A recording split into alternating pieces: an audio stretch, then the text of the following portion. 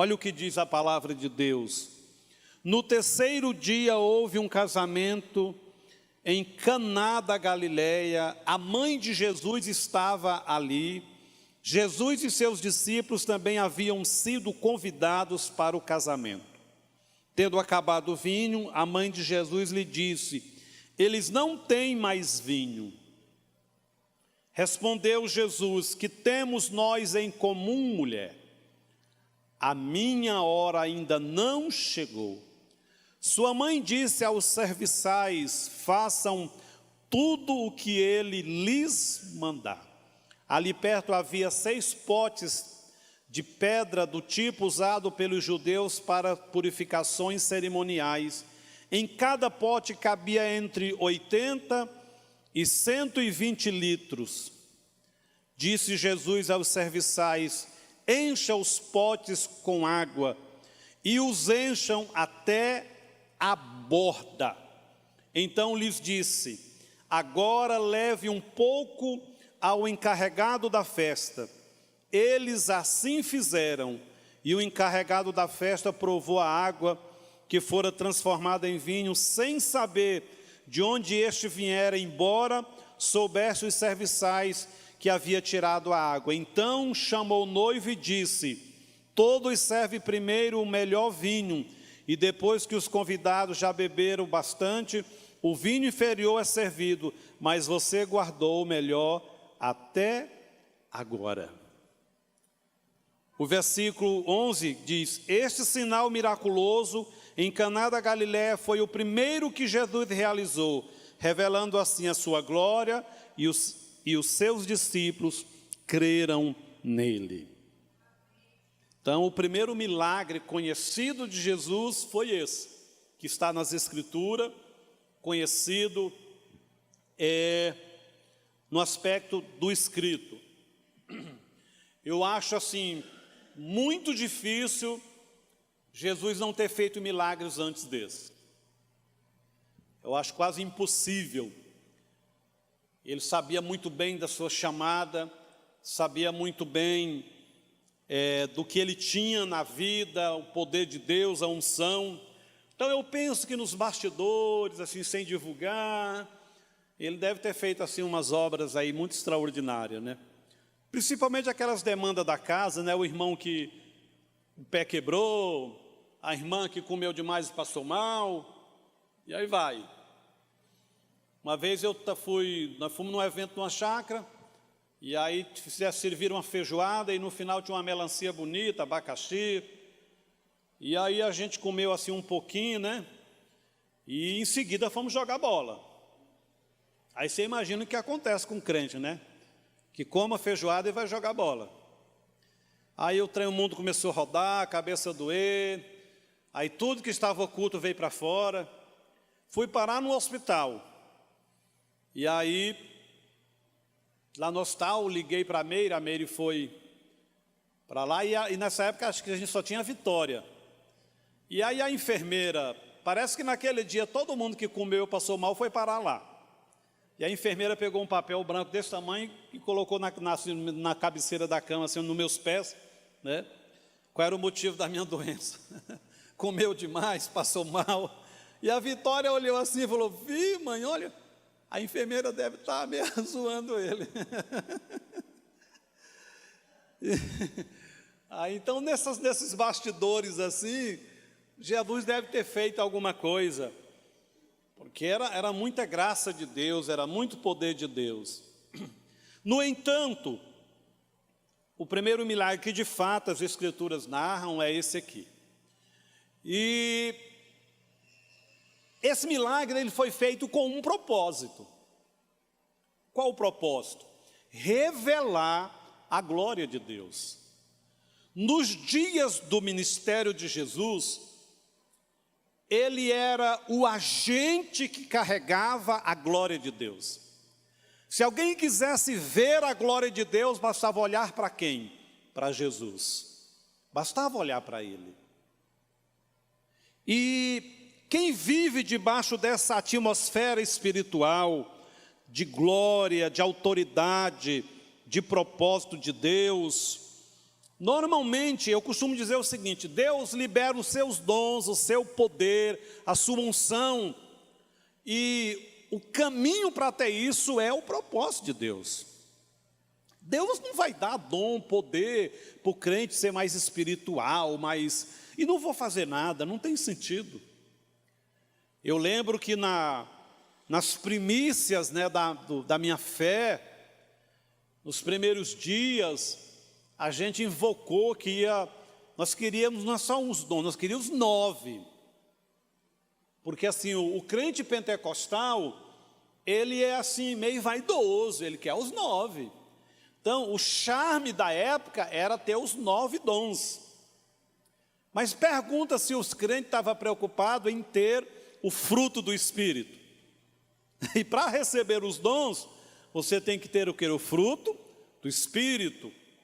É muito claro isso lá em Efésios, né? Capítulo 5. Os frutos do Espírito é o que tratou o cidadão para ter caráter, para ter um alicerce, para se mover nos dons. Nós nem preocupava com isso, não. Nós queríamos os dons por causa do barulho, do movimento, ser usado por Deus. E a gente também não entendia que os dons, eles estão na terra, e está tão claro na Bíblia isso, né? Muito claro. A Bíblia diz que os dons é para edificação, exortação e consolação da igreja. Então a gente queria os dons, mas a gente nem sabia para que servia. Era mais ou menos assim: o camarada, eu quero uma motosserra. Mas ele não sabia que a motosserra era para cortar árvore, madeira. Aí ele queria usar a motosserra para podar grama. Não ia dar certo. Não havia essa instrução ampla, esse entendimento amplo sobre acerca dos dons e do propósito de Deus. Irmãos, Deus sempre faz as coisas com um propósito. Deus não fica, vamos experimentar a espingarda do dom de poder. Não fica não. Ele dá para alguém, e quando alguém é usado, com um propósito.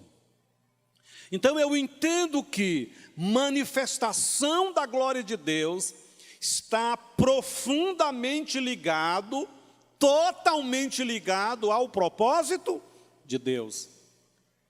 Aí um dia nós insistindo com Deus, vigília, oração e vigília e oração. Era vigília todo sábado das 10 às 6 da manhã. A nossa insistência foi tanto com Deus, isso levou meses. Eu, quando fui batizado com o Espírito Santo, essas vigílias estavam acontecendo há 8 meses. Foi quase um ano. Aí um dia o Espírito Santo falou com a gente: vocês querem os dons para quê? Vocês querem unção, poder para quê? E ali nós aprendemos 2 lições ao mesmo tempo.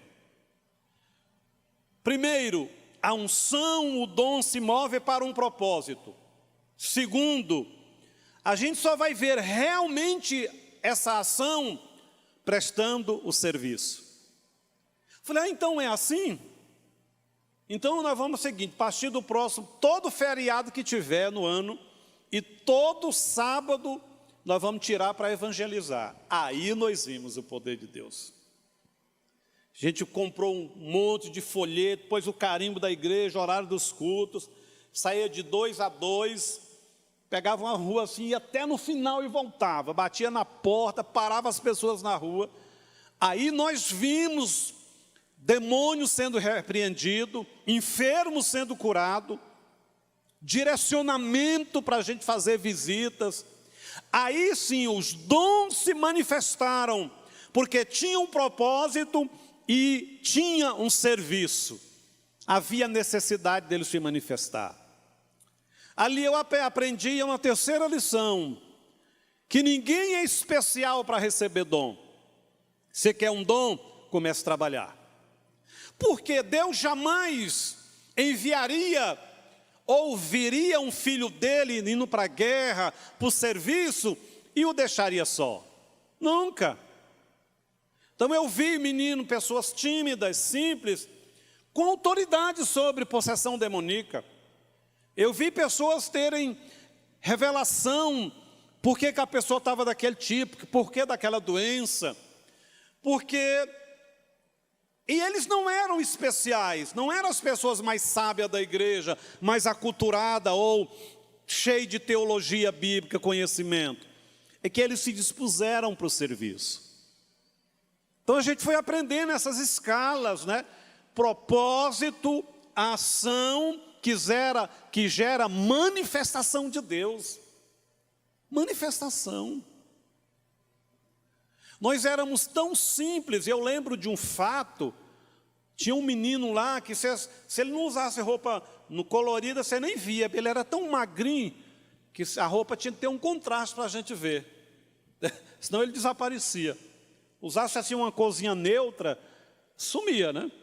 E esse menino está indo para a igreja, pouco tempo de crente, nessa pegada de evangelização, e ele está passando de frente a uma casa, e sai uma pessoa desesperada e fala: graças a Deus que eu encontrei um crente, vem cá, porque meu pai está quebrando a casa toda. E ele com a biblinha dele, né, deodorante de crente, debaixo do braço, pretinha, porque, irmão, Bíblia tinha que ser preta. Ninguém comprava Bíblia de outra cor, era tradicional, Biblinha preta, olha lá. Bíblia de Pentecoste é preta, viu, pastora? Hoje tem umas Bíblias lindas, principalmente para mulher, né? Olha aí, que toda colorida, cheia de flor, como se a capa que for resolvesse, né? É o conteúdo que resolve. E aí ele foi, quando ele chegou na porta assim, está o homem tinha quebrado cadeira, mesa, arrebentado, e estava com a faca desse tamanho na mão, era um facão. Eu mato, demônio, possesso, e passando um facão na parede, assim, chega o fogo. E ele olhou assim. Quando o demônio viu ele, o demônio afastou para a parede, encostou no canto da sala assim. Ele falou, e o demônio falou: não vou sair. Sai não, e eu não saio não. Aí ele falou o seguinte, eu li no livro do Apocalipse, agora recente, que Deus vai pegar você e os seus companheiros e vai amarrar e jogar no lago de fogo. Então, se você não for embora, eu vou pedir para o meu Pai dos céus te amarrar agora, você e quem está com você, e jogar no lago de fogo. A inocência, né? Porque na realidade, a teologia do texto lá fala que é depois do arrebatamento da igreja, depois do milênio. Irmão, mas a inocência dele, a simplicidade dele, o demônio olhou e falou assim: não precisa pedir, eu já estou indo embora. E o homem, caiu, e a faca caiu lá longe. O demônio sabia que Deus atenderia aquele menino por causa da inocência do coração dele. E o homem catou fora. Aí a mulher entrou, pegou a faca, o homem: meu Deus, o que aconteceu? Por que essa casa está bagunçada? Né? E ele foi para a igreja, isso era de manhã. Foi para a igreja. Ele era uma pessoa de pouco tempo na fé, mas ele estava vivendo o propósito de Deus. A gente não tem que ser caça-fantasma, sair correndo, procurando demônio. Essa foi outra fase da igreja, né? A gente sai caçando demônio para expulsar, caça-fantasma, né? Caçando demônio, até que o dia arruma para a cabeça, irmão. Aí arruma para a cabeça. Você não precisa, eles estão em todos os lugares, né? Agora, se manifestar, você também não tem que correr. Você tem que manter a calma, tá? Manter sua vida com Deus, usar da autoridade do nome de Jesus e da fé. A fé. Se sua fé está fraca quanto a repreender demônio, quanto a revelação da autoridade de Deus, eu te dou um conselho: lê o livro de Ezequiel. Meu Deus, que livro! Do 1 ao 20, você vai ficar impressionado com o tamanho, a grandiosidade do poder de Deus. Deus toma o profeta e diz: profetiza para Israel, e faz uma lei. Pode profetizar para essas nações todinhas, porque eu mando nelas também, eu tenho autoridade sobre elas. É muito extraordinário. O profeta descreve quando aquelas rodas andavam, ele falou que o batido das asas dos anjos era como o som de uma voz, de um trovão, tremia tudo, nada parava diante do poder de Deus. É esse Deus que nós servimos. Ele tem esse poder. Ele tem. Então nós estamos diante de um texto em que Deus usa as coisas do dia a dia, o usual. Então Deus vai se mover naquilo que é a nossa história, naquilo que é as nossas demandas, o nosso dia a dia. Era um casamento, o milagre aconteceu num casamento. Aliás, isso aqui é muito profético. Isso aqui nos dá muita esperança, porque Jesus faz o primeiro milagre dele na constituição de uma família, e isso é muito profético, isso é extraordinário, porque Gênesis começa com uma família, o último livro do Apocalipse, do Antigo Testamento encerra com as maldições e a promessa de restauração da família. O Novo Testamento em Mateus começa com a constituição de uma família, José e Maria, e Apocalipse 22 encerra com o Espírito e a noiva clamando pelo noivo e dizendo: vem. Em resumo, a Bíblia, o projeto, o propósito de Deus se move sempre a partir da base chamada família. Família. Deus é um Deus geracional. Deus fez questão de falar isso para Abraão, Isaac e Jacó. Eu sou o Deus de Abraão, Isaac e Jacó. O que isso quer dizer? Eu sou um Deus geracional. Eu vou agir ao longo da história pelas gerações. O meu propósito, o meu mover será geracional. E por isso a nossa preocupação em preparar a próxima geração. A gente precisa ter muito foco com criança e adolescente. Gastar dinheiro com esse processo, investir, porque senão a gente corre o risco de cair na grande armadilha que a Europa caiu. Quando a gente pega um livro sobre o avivamento na Europa, a gente vai ver que passou aqueles grandes vultos da fé, e a geração seguinte acabou. Quantas igrejas, catedrais lindas, foi desenhada, que hoje é cinema, hoje é boate, bares, é de cortar o coração. Catedrais com uma acústica perfeita, você prega lá sem som, de tão perfeito que é a acústica. Graças a Deus começou um reavivamento na Europa. Nós temos umas 5 igrejas na Europa. Na França nós temos 2, temos na Bélgica 2 igrejas, temos 3 igrejas em Portugal. E incrível, Portugal hoje é o país mais pobre da Europa. O pior salário mínimo da Europa está em Portugal. No entanto, é onde a igreja mais está prosperando.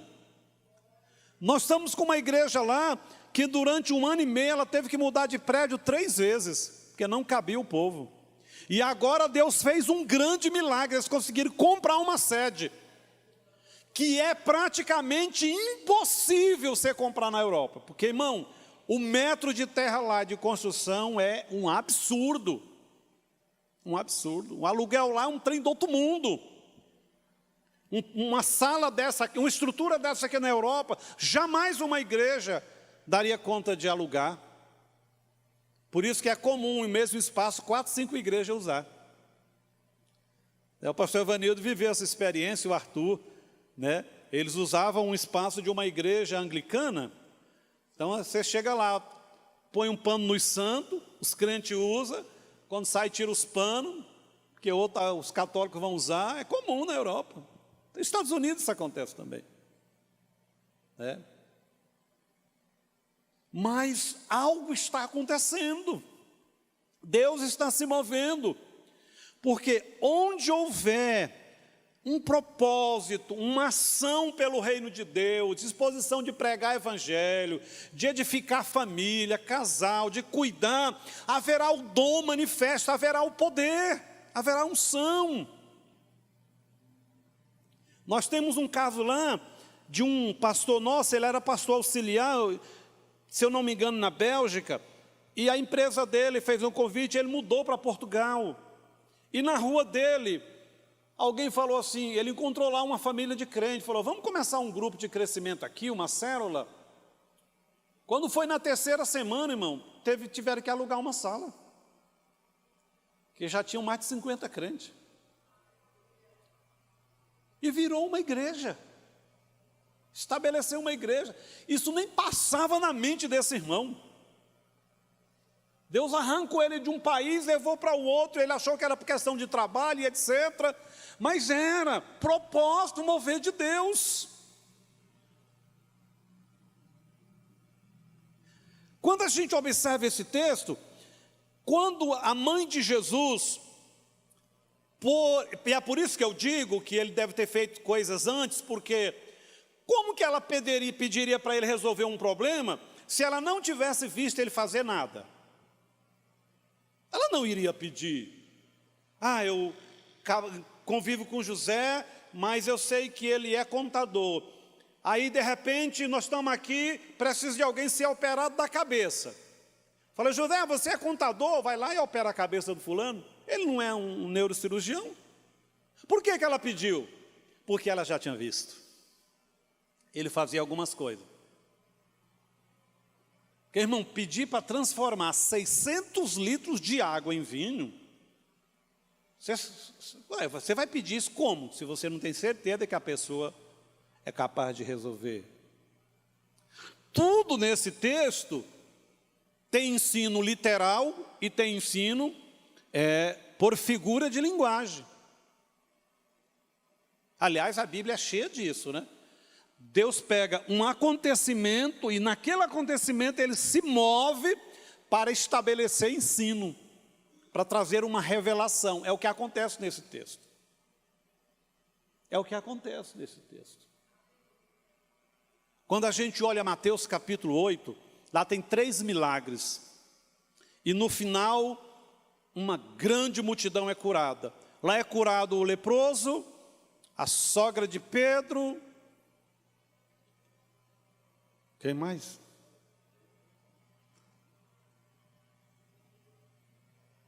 É 3. O leproso, vamos ter que ir lá, né? Porque o Covid nos tirou esse privilégio de guardar tudo na cachola. Mateus 8. Vamos lá. A cura do servo do centurião. Então nós temos a cura do servo do primeiro do leproso, versículo 2. Servo do centurião no versículo 5. A sogra de Pedro no versículo 14. E à tardezinha, na viração do dia, compareceu uma grande multidão diante da casa. Esse é um desses capítulos extremamente cheio de revelação nas suas entrelinhas. Por exemplo, o leproso, ele foi curado no campo, aberto. E a Bíblia diz que ele se aproxima de Jesus e ajoelha e adora. E Jesus o toca, porque jamais ele poderia aproximar e tocar. Quem que ele representa aqui? Ele representa todo ser humano a partir de Adão caído, leprosos por causa do pecado, que jamais poderiam ir a Deus, tocar em Deus, buscar algo de Deus, receber algo de Deus. Para isso, o que aconteceu? Jesus veio e encontrou esses leprosos no campo chamado mundo, terra. Outra coisa, quando a gente observa um pouquinho, a gente vai ver que Jesus faz esse milagre, ele desceu do monte. Isso é muito importante na Bíblia. Qual é o monte mais elevado, o lugar mais longe do que qualquer serra? Diga, os céus. Então o monte que Jesus desceu profeticamente foi do céu. Ele veio dos céus e encontrou nessa terra, na figura desse leproso, todos nós estávamos. Nós não podíamos tocar em Deus, o pecado, a partir de Adão, Gênesis 3, estava em nós não podíamos, mas como a gente não podia, o que é que Deus fez? Enviou o seu Filho para nos tocar, com o toque da salvação, da libertação, da transformação, e nos levantar. É no campo, porque é para figurar toda a terra, todo ser humano que é o leproso, ficava nas cavernas, num canto escondido. E esse estava andando, não sei porquê, nem como, ele saiu de algum lugar. O outro milagre, a cura do servo do centurião. O centurião diz assim: o meu servo jaz em profunda e horríveis dores, ele é aleijado, paralítico. Essa é a condição de todos os seres humanos, que por si mesmo não podem andar segundo os conceitos, preceitos da Bíblia. Para Deus, todos os homens em pecados, eles são inadequados para andar segundo o propósito de Deus. A paralisia aqui é no aspecto de não poder exercer a vontade de Deus, fazer a vontade de Deus. Nós estamos paralisados, adoecidos pelo pecado. E qual foi o instrumento, o que Deus falou a partir dos apóstolos? Que as pessoas seriam curadas, seriam libertas, salvas, com a pregação da palavra de poder, de autoridade. Por isso que Jesus não vai lá, ele apenas libera uma palavra, a palavra de autoridade tocou no homem. Jesus não foi lá, porque senão Jesus tinha que, para tocar cada um de nós, paralítico, adoecidos, para o propósito, ele teria que vir para cada um. Então ele usa o seu corpo, a igreja. Quando você prega, é como se você estivesse readequando a pessoa no corpo, na alma e no espírito. E agora ele pode andar, ele pode produzir, ele pode fazer a vontade de Deus. Porque, irmão, sem a revelação bíblica, sem a salvação, a gente vai tentar servir a Deus numa religião, do errado, contrário à Bíblia. Não vai dar certo, não é adequado. E o terceiro milagre foi a sogra de Pedro. A Bíblia diz que Jesus com Pedro chegando em casa, a encontraram com febre na rede, lá num lugar. A Bíblia diz que Jesus simplesmente entrou, pegou na mão dela, ela levantou e passou a servi-los. O que representa essa cura? Primeiro, a gente tem que entender uma coisa: febre não é uma doença. Febre é apenas um sintoma que algo está errado. Algo interior, interno está errado. O que ela representa? Representa a fase da maturidade. Eu já fui perdoado, o leproso já foi perdoado e limpo. A paralisia, que eu fazia tudo errado, já foi curada. Agora, algo dentro de mim precisa ser trabalhado no meu espírito, naquela fidelidade interior, independente de circunstância. É o que acontece durante a vida cristã. Tem dia que você está fervoroso, tem dia que você amanhece com febre, você não quer nada, desanimado, descrente e tal. Sim ou não?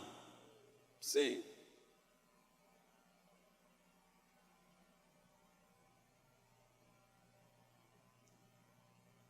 Diz que tem alguém dormindo atrás aí? É. Aí o que Jesus fez? Depois que você foi curado da lepra, você foi reequilibrado, você não é mais paralítico, é facinho de você reacender, porque é algo que acontece no interior, no espírito. Jesus não precisou pregar para a sogra de Pedro, não precisou repreender demônio e gritar, não. Ele simplesmente pegou na mão dele, levanta. E por que ela serviu, foi frutífera? Sabe por quê? Porque ela já era curada, ela não era uma pecadora, uma leprosa, ela não era uma doente emocional para o propósito de Deus, ela era uma crente. Então Deus chegou a fazer um toquezinho, a crente é tipo assim, chegou no culto, ruim, mas veio a música, acendeu. E você já começa a servir, dar glória a Deus, e está pronta para o propósito. Então a gente está vendo um capítulo que ele está cheio, permeado de mover de Deus para um propósito. E a gente, quando vai olhar, a gente vai ver aqui, ó, versículo 16. Ao anoitecer foram trazidos a ele muitos endemoniados, e ele expulsou os espíritos com uma palavra e curou a todos os doentes. Esse texto traz a ideia da viração do dia. O que isso quer dizer? Quer dizer, essa viração do dia, entardecer, chegar da noite, quer dizer, sabe o quê? Finalzinho da época da graça, finalzinho quando ele estiver preste a se manifestar para vir buscar a igreja, e o anticristo e os seus agentes já estiver fazendo desse mundo uma grande noite espiritual, haverá um mover maior, haverá uma colheita maior. O texto diz, na viração do dia, ao anoitecer, o poder foi tão grande que nenhum demônio resistiu, nenhum enfermo ficou doente lá. Na realidade, esse capítulo 8, ele desenha a história do cristianismo no tempo da graça. Outra coisa interessante nesse capítulo é que ele pode também ser aplicado no aspecto das fases da vida espiritual. A gente começa a vida espiritual como? Chega diante de Deus como leproso, pecador.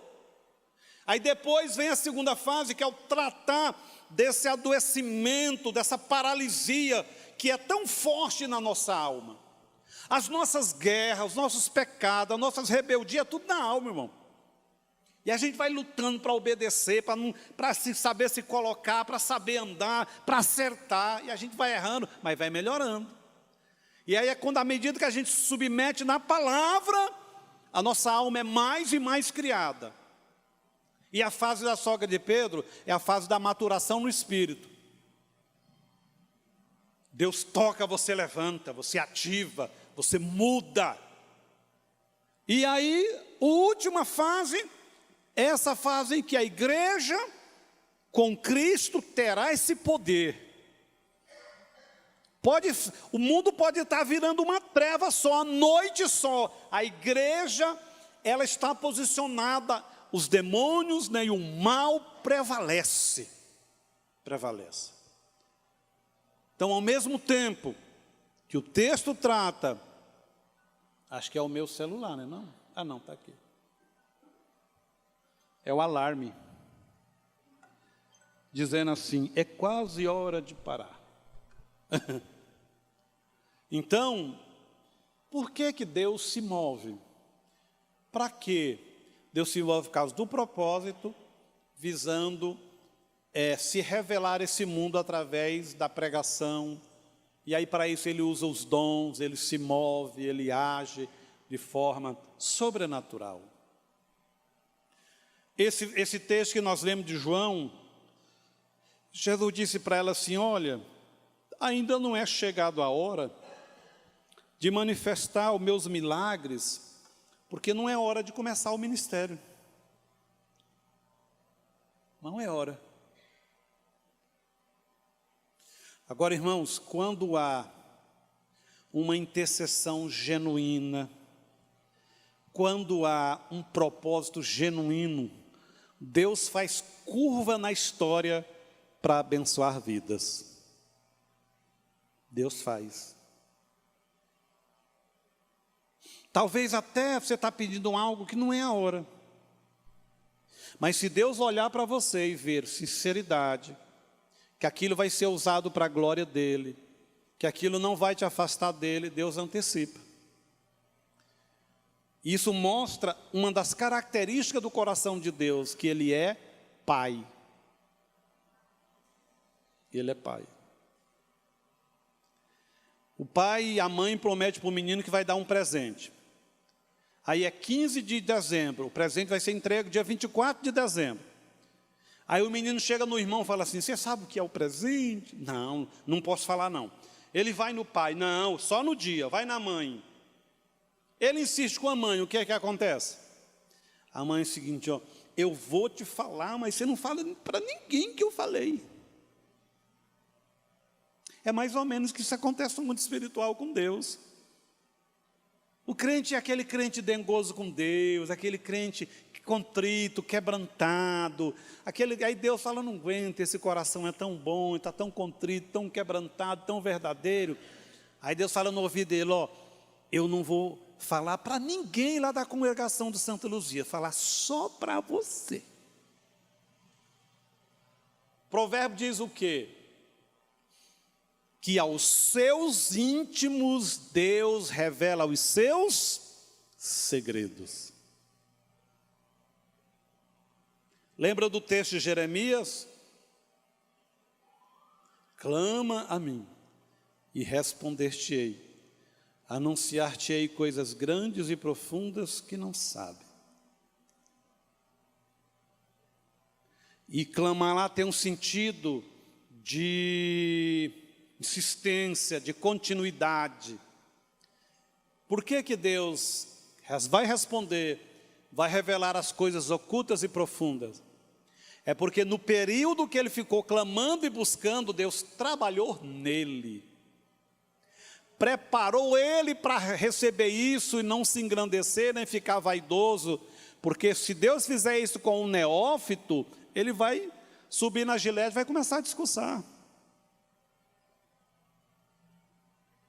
Irmão, as coisas erradas, elas têm um poder muito grande de trabalhar a gente. Sabe aquela coisa que você tinha certeza que ia dar certo, dar errado? E isso não é de todo mal, não. Isso é bom. É bom, isso trabalha a gente. Isso leva a gente a confiar em Deus, a esperar em Deus, e não repetir o mesmo processo. Nós temos muita dificuldade com o negativo e com o não. No entanto, na psicologia ou na psiquiatria, etc., psicanálise, o não é extremamente saudável.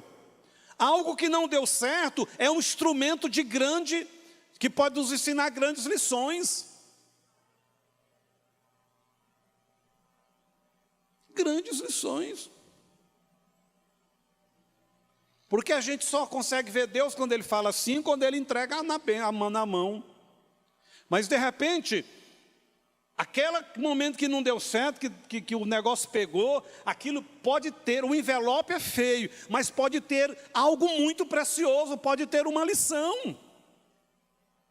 Pode.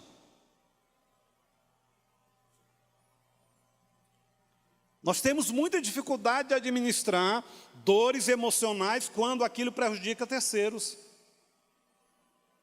Ah, mas eu errei e custou isso para fulano, a gente fica se culpando, carregando fardo. Isso só mostra que a gente tem que vigiar e trabalhar duplamente um processo. Trabalhar pela gente e para tentar ajudar a resolver aquele processo. Isso aumentou só a demanda. Mas o Deus que cura, o Deus que está trabalhando, independente se é 1, é 2 ou é 10. Sabe qual é a maior graça que eu considero no Evangelho após a salvação? É a graça para recomeçar processos.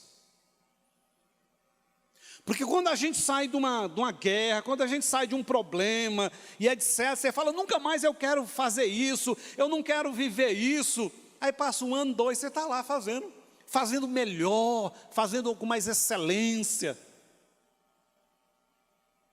Quantas vezes eu dirigi na igreja, eu falei, rapaz, quando eu sair dessa igreja, eu vou fazer qualquer coisa nesse mundo, menos dirigir igreja. Deus me livre, o sangue de Jesus tem poder. Eu faltava fazer o sinal da cruz. Passava um tempo, aonde que estava o fulano? Dirigindo a igreja. Porque é questão de chamada. Você foi chamado para aquilo. Tire da pessoa o objeto da sua chamada e a vida dele perde sentido.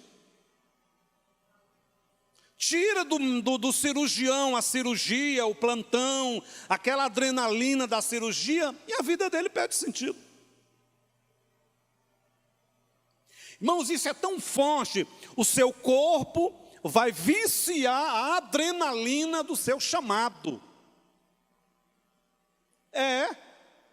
Por exemplo, médicos que se formam e logo entram em plantão de emergência, de urgência, eles não dão conta de ir para um hospital só para fazer consulta, atender aquela coisa conversando, não dá conta não. O corpo dele acostumou com a adrenalina do dando choque, ressuscitando, abrindo gente, cortando perna. Porque há uma energia na chamada.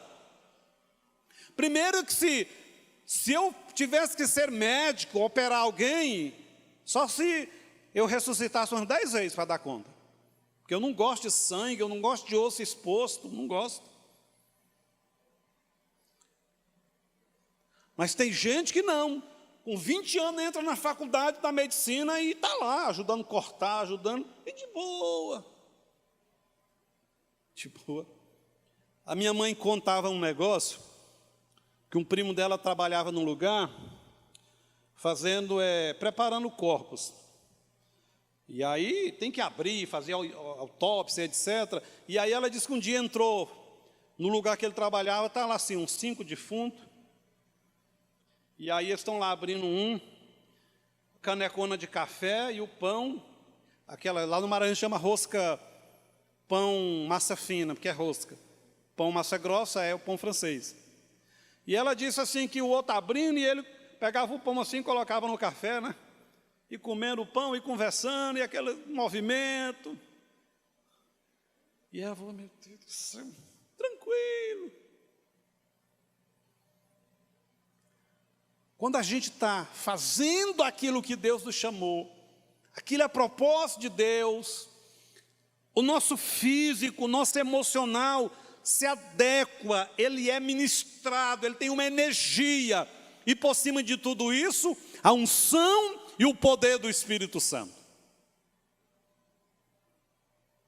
Por que só a energia física, emocional, mental não é completa? Porque essas energias, elas se acabam, elas ficam fracas, e nas decepções elas se vão. Aí você precisa de quê? Da maior, o poder de Deus para continuar com um olhar para os céus, um olhar para um Deus que tem recompensa eterna. Porque essas outras energias trabalham com recompensa aqui. O médico fez uma boa cirurgia, ou a família vai agradecer e vai chamar ele de excelente. O enfermeiro vai dizer, ó, doutor, hoje foi melhor do que todas as outras que você fez. Ele vai ter uma energia chamada pagamento, recurso, energia.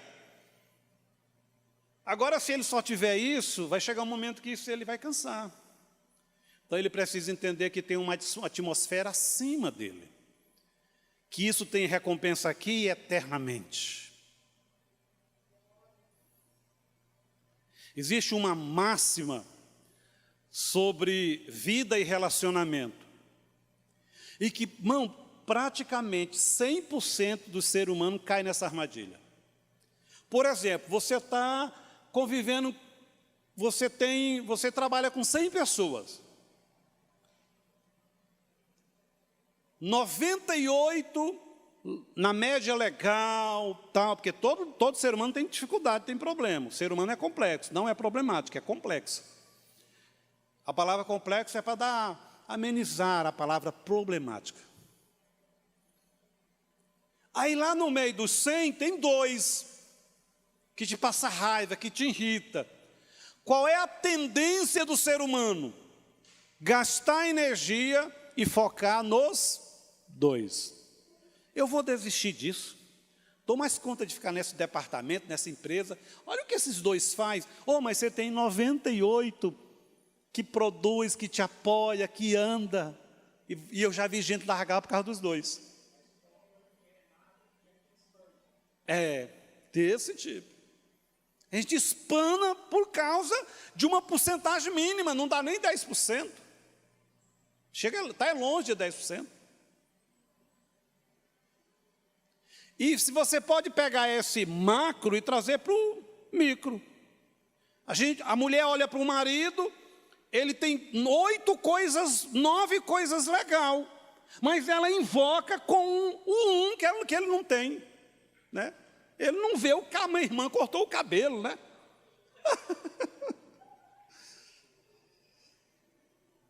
É duro, né? Isso não existe, né? Então, de repente a gente entra nesses processos e abre mão de algo que é legítimo, que é propósito de Deus. A gente para de olhar para o 98 e olha para os 2. Irmão, principalmente pastor que dirige igreja cai muito nessa armadilha, e eu já caí demais. Aprendi a vigiar. Ele está irritado com uma pessoa na igreja, aí ele vai pregar. Vocês estão crentes há muito tempo, vocês já viram demais isso. Aí ele vai lá e dá um sermão na igreja inteira, porque ele está irritado com um. Quem já viu isso na igreja?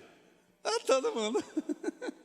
Né? O líder de adolescente está grilado com a irmã Ambrosinha. E aí ele chega lá e bate nos adolescentes tudinho.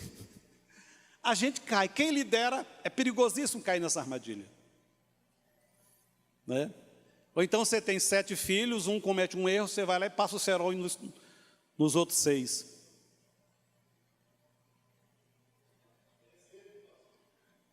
Para dar exemplo. No entanto, por exemplo, na posição pastoral, isso é extremamente perigoso, porque revela falta de equilíbrio e falta de justiça. Outra coisa que a gente faz demais é pregar uma mensagem que não serve para os presentes por causa dos ausentes. A gente faz isso. Você preparou a mensagem que vou bater naqueles 15 que fulano. Aí os 15 nenhum veio. Aí vem 100 outros que não tem nada a ver com o processo. Você prega a mensagem. Só que ela não serve para eles. Você perdeu a oportunidade, primeiro, de ser justo. Porque o altar é para alimentar o corpo de Cristo. Transmitir a graça de Deus. E nesse aspecto, abrindo um parênteses aqui, depois de vários que eu já abri, e eu acho que eu não fechei nenhum. Eu gosto de ouvir aqueles pregadores que falam, abrindo um parênteses agora, aí está, fechando o parênteses e voltando para o assunto principal. Isso é muito de pregador expositivo, né? Eles abrem os parênteses e fecham, tal. Eu abro, às vezes quando eu lembro de fechar, eu já estou em casa. E às vezes já até perdi a chave para voltar e fechar. Mas aqui abrindo um agora.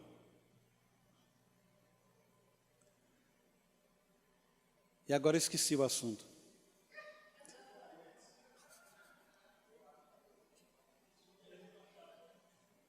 Sumiu a chave, a memória. Uma irmã me ensinou o remédio para esse esquecimento da Covid. É você tomar uma colherzinha de óleo de coco, não o que foi prensado, é o que é tirado naturalmente. Eu não sei como que tira naturalmente. Isso que é excelente para voltar à memória depois do Covid, né? Eu não sou médico não, mas eu sou naturalista. Se você isso não resolver, compra uma pizza assim, com muito bacon e calabresa, que vai melhorar. Pelo menos 2 dias você vai ficar lembrando do bacon e do queijo. Então come aí um frango com piqui, né? Que renova a memória. Renova a memória. Então, às vezes a gente comete esses erros. Uma massa paga por aquilo pelos que estão ausentes. É por isso, irmão, que o ministério a maturidade de um ministro precisa de tempo. Para ele cometendo esses erros e consertando e acertando. Porque a gente não sai do seminário com essas experiências. Não sai.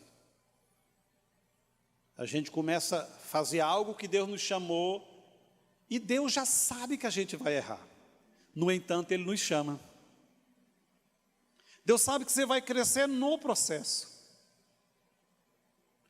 Deus sabe que você vai bater em quem não devia bater e vai curar quem não estava doente. Mas uma hora você começa a ter discernimento. Não. Lembrei.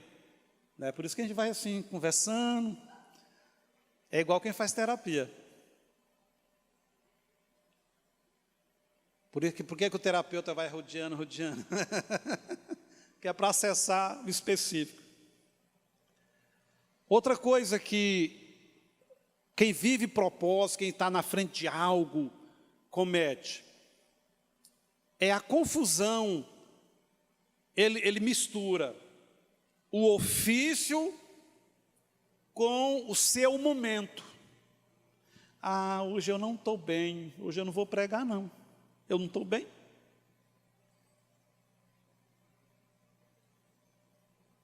Principalmente um sacerdote, um ministro do Evangelho, e algumas profissões, elas são um sacerdócio, que o cara vai ter que fazer mesmo não estando bem. Um deles é, por exemplo, o médico que é um pediatra, um obstetra que cuida da mulher grávida. São profissões que elas são um sacerdócio. O cara está na fazenda, tem que atender o telefone da grávida. Ele está no jantar, ele está dançando. O médico que a Meire ganhou os meninos, falou, toda sexta-feira eu tiro para dançar, das 8 à meia-noite. Já cansei de estar dançando e o celular atendendo. Não, está doendo aonde? Quantas cólicas? Porque é um sacerdócio. Inclusive, você jovem, adolescente que está aqui, quando você for escolher a profissão, observa se essa profissão não tem característica de sacerdócio. Você vai levar para o resto da vida, vai trabalhar de manhã, de madrugada, de noite, qualquer hora. Tem que observar. Porque às vezes só pensa no salário, porque está a bola da vez no mercado, você esquece do desgaste que é um sacerdócio. Professora mesmo, né? Dá aula e leva serviço para casa. Feriado, domingo ela está lá, corrigindo prova e vendo nó e preparando plano de aula, é um sacerdócio. Então, quantas vezes eu já preguei com vontade de vomitar, dor de cabeça, com vontade de matar 1, 2, 3, e preguei. Cumpri o meu ofício, contrariando a minha alma e a minha carne. Um dia eu estava num ambiente, numa recepção, num lugar, e o pastor da igreja ligou para aquele obreiro, falou, hoje à noite você vai ministrar. Pastor, eu não posso não, porque o meu melhor amigo morreu. O que o reino de Deus tem a ver se o seu melhor amigo morreu? Primeiro que você não ia ficar 1 dia e meio pregando, você ia pregar 1 hora, e o velório era 1 dia e meio, vai lá chorar com seu amigo tanto que você quiser, mas cumpra o seu ofício. Porque, irmãos, essas interferências das vontades da nossa alma é perigosa. Se o diabo descobrir que ao você não estar bem na sua alma, te impede de fazer a obra de Deus, ele vai investir pesado nisso. Para você sempre não estar bem. E com isso eu não quero dizer que você tenha que pregar com estômago ruim, com dor de cabeça, chateado. Mas se no local que você está, na posição lá que você está, não tem ninguém para fazer, não deixe isso impedir você fazer. Aqui na igreja eu não preciso fazer isso. Nós temos aí vários pastores, pastoras. Isso é um privilégio para nós. Mas eu já dirigi igreja que só tinha eu de obreiro. Sério, dirigi igreja. Não tinha lá um diácono, não era 2, não tinha nenhum presbítero, nenhum evangelista, só eu. Então, eu ia ou eu ia. Então, isso acontece. Ih, acabou o horário, né? Entenda, esse milagre ele foi feito fora da hora, fora do tempo. Jesus disse, olha, ainda não foi inaugurado o meu ministério, não está na hora ainda.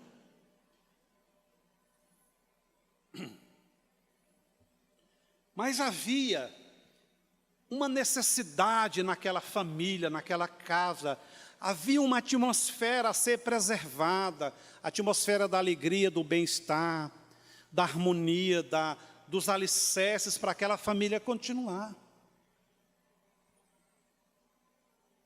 E Deus do céu liberou no coração de Jesus.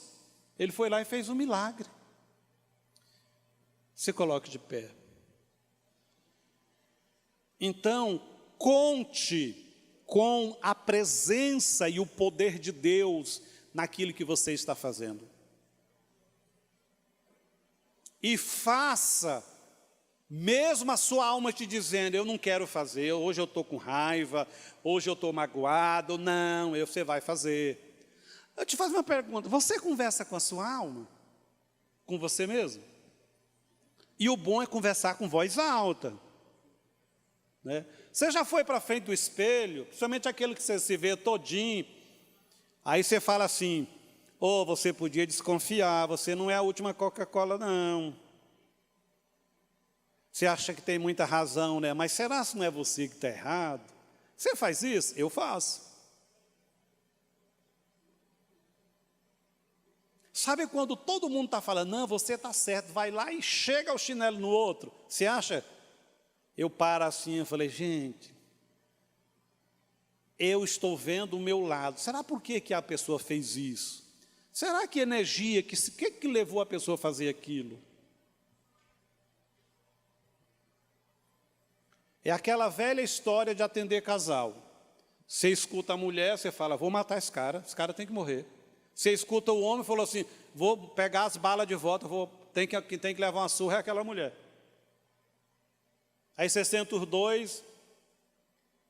Aí, engraçado, que quando está só um, aí eles falam tudo que é negativo do outro. Quando senta os dois juntos, aí começa assim, não, pastor, ele é um homem trabalhador. Não, pastor, ele tem um defeitinho, mas aí começa a listar as coisas boas. Aí ele também alista. Então, resolvido, vamos orar, tá, vai ser feliz, bora. Porque muitas vezes a gente só precisa de um terapeuta para a gente desabafar. Né? Aí falou, o pastor orou, mais 6 meses andando. Daí dá outro BO, volta também. Volta aí. Né? Eu tenho um amigo que foi atender uma irmã e ela falou mal do marido, falou. Aí ele foi e falou assim, eu vou ter que chamar o seu marido aqui, dar uma pegada. Ela falou, pastor, deixa eu te falar uma coisa. Só eu posso falar do meu marido. Pastor, meu marido é gente boa, hein? Quando o senhor chamar ele aqui, você trata ele bem. Então tá bom. Eu posso falar o que eu quiser, pastor. Xinga ele, mas você não. O que o pastor ia fazer, irmão? Guarde no seu coração. Deus, visando abençoar uma família, abençoar um povo, ele faz curva até na teologia. Faz. Se Deus encontrar um coração contrito, quebrantado, sincero, propositado, Deus derrama o Espírito Santo antes do dia de Pentecostes. Pastor, onde que está isso na Bíblia? Simeão e Ana, Lucas capítulo 2. Era o tempo do silêncio profético de Deus, aqueles 430 anos, lembra? Período interbíblico entre o último livro do Antigo e o primeiro do Novo. Silêncio profético de Deus, Deus não revelava, não falava, levantava profetas. Mas o que a Bíblia diz? Quando Jesus é levado ao templo, lá tinha uma viúva, Ana, E um velho ancião chamado Simeão, o que a Bíblia diz sobre eles? Que eles eram cheios do Espírito Santo de Deus. E ninguém foi cheio até então, senão depois do dia de Pentecostes. Coração contrito, sincero, propositado. A Bíblia diz que ela vivia orando e jejuando para que o Messias se manifestasse. E o sonho do ancião era pegar no propósito de Deus, entender que Deus estava se manifestando para libertar Israel através do Messias. Deus não só os encheu do Espírito, como os conduziu para estar na hora que José e Maria chegam com Jesus. Lembra do texto, tanto de Isaías como dos Salmos? Há um coração contrito e quebrantado. Não, Deus não vai resistir. Deus vai te dar o que você sonha, almeja. E o caminho é esse, de contrição, de quebrantamento. Uma das coisas mais bonitas da vida de um crente é a serenidade espiritual, né? É uma área mais difícil para as irmãs, que as irmãs, assim, elas são muita emoção, né? Até quando elas estão gritando, elas estão serenas, né? Se você não quiser depender da serenidade do Espírito, tem um remédio chamado sereno, não tem? Tem. E tem uns negocinhos de maracujá bom para acalmar. Então, Deus fazendo milagres que não estava dentro no momento do, profeticamente falando, no tempo do humano. Mas Deus sabe. Deus sabe o que você vai precisar daqui 1 hora. Deus sabe. E talvez não tenha nenhum anjo preparado, já esperando esse momento, mas Deus vai preparar e dizer, vai anjo, porque o meu servo, a minha serva está precisando. Nós podemos contar com o poder de Deus, com a presença de Deus, com a unção de Deus. Pai, muito obrigado pela revelação da Tua palavra. Obrigado, Senhor, porque aonde tem propósito, o Senhor encontra um coração contrito e quebrantado. Haverá ferramentas, haverá dons, haverá, Senhor, unção, haverá autoridade. E é por isso que nós ousamos nos mover na terra para cumprir o Teu propósito. É confiando, Senhor, nesse mover, nessa unção, nessa capacidade que não é pelo nosso mérito, não é pela nossa condição física ou emocional, é pelo poder do Teu Espírito, é pelo Teu propósito, é pela Tua vontade de abençoar, de salvar, de curar, de libertar, Pai. Assiste a igreja, renova a casa, o casamento, a família, traz a unção de intercessão para despertar a busca pela cura, pela libertação, pela salvação, pela evangelização. Nos fortaleça, nos dá propósito para 2023, nos traz uma unção a mais, uma capacidade a mais, Pai. Em nome de Jesus oramos, Pai. Cremos no Teu mover, cremos no Teu poder. Diga graças a Deus.